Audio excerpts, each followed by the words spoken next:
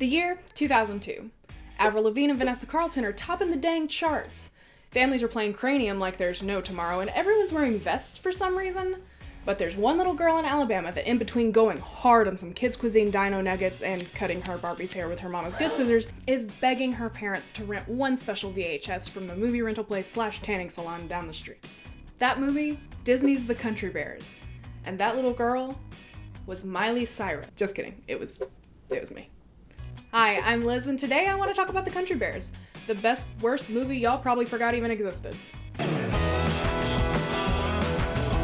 We can't really talk about the movie The Country Bears until we briefly discuss the Disney theme park attraction, The Country Bear Jamboree, on which this movie is based. Loosely. The Country Bear Jamboree is an audio animatronic show featuring 18 hillbilly bears that play old-school country and bluegrass music. When the attraction opened in the Magic Kingdom in Orlando in 1971, it was an instant success. The bear band became fan favorites, and the show has been updated and reworked several times over the years. They even opened up a near-identical attraction in Disneyland and Tokyo Disney. Unfortunately, the Disneyland Country Bears attraction closed in favor of a Winnie the Pooh dark ride, but the bears are still picking and grinning in Orlando and Tokyo. Winnie the Pooh always gets what he wants. The tubby old bear. Enter some Disney exec who, hoping to harness some of that sweet, sweet country rhythm and also make a ton of money, decides to turn that attraction into a movie that would come to be known as The Country Bears! Yeah, the movie was one of the studio's biggest flops, losing them about $20 million. Here are just a couple of my favorite bad reviews of the film. I don't know why Disney decided to make this movie. A movie about a band that the members are bears? Please. I also hope, because of this movie, I will not see another live-action Disney film for a long time. Please, people, don't waste your hard-earned money on this movie. Take my advice and skip this movie and see Like Mike instead, because the Like Mike is so much better and has a much better cast. 1 star. Sucked. But may I implore you to take my virtual hand and come with me on a journey of me convincing you that The Country Bears is actually kind of good. The Country Bears movie takes place 11 years after the fictional country/rock band The Country Bears have split up, due to, rock star things. We then find out that the band does have one fan left, a young bear named Barry Barrington, who actually, let's back up, his name is Barry Barrington, which is like if someone named me Girl Girlington and then I was in a movie about human girls. Let's be honest though, there's probably some pregnant lady out there about to name her poor child Girl, but it'll be spelled with a Y and an E and like 10 L's. Anyway, Barry finds out that he was adopted by a human family when he was a cub. Mom, am I adopted? And runs away to Country Bear Hall in Tennessee, where the Country Bears used to play back in the day. That's when we meet Reed Thimble, played by Christopher Walken, an evil banker who is dead set on tearing down Country Bear Hall. Do you like the sound of crunching wood?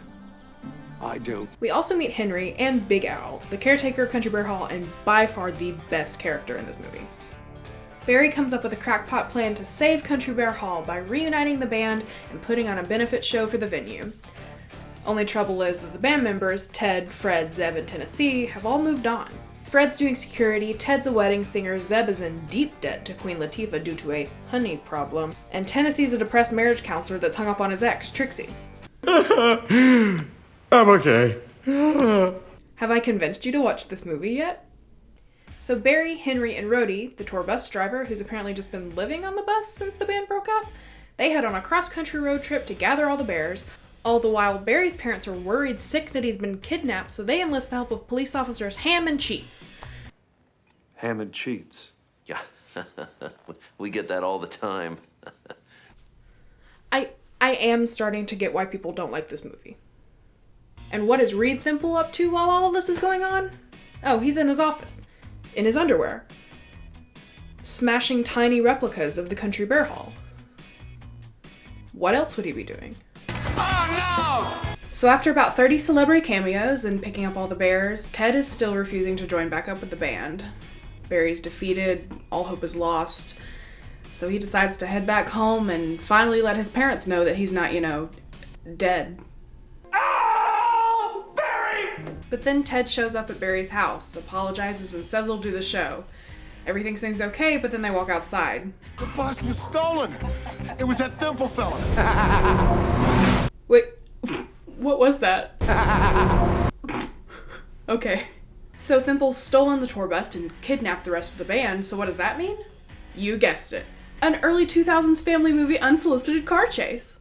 Thimble reveals that he's actually Benny Bogswaggle, an armpit musician who lost to the Country Bears in a talent show years back and has been planning his revenge ever since.